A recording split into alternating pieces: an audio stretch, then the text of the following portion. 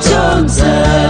mi cả ta la nó sầu y để tai nó sinh ngày mòn bự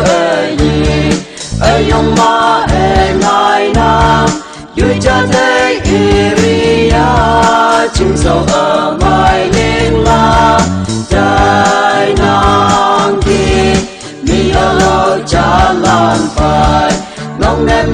nhà vui vui vang la mẹ chim nhảy lót sầu tai na hương em lan che o ông hoàng nghe như bước mơ xin nghe tâm nam đâu phải mẹ ca thương như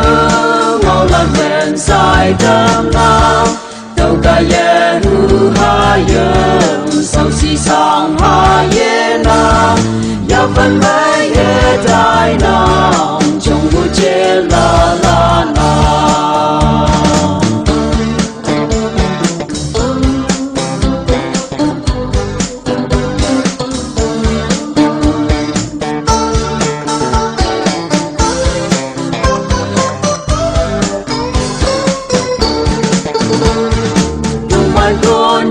xin hai man bu ai đi ở nhung nụ man để hát đâu ngầu trái để đau lòng mi cha đại lý lan phải nắng ngông nghe men yang nghe cha đại lý area như như bu trên sao lan đi ye về nắng để gì hai lô tại nên mẹ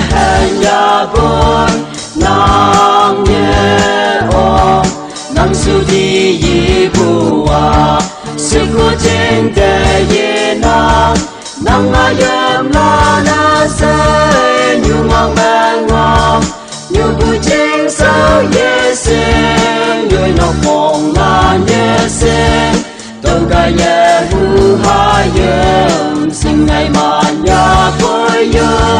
chim sao chết đi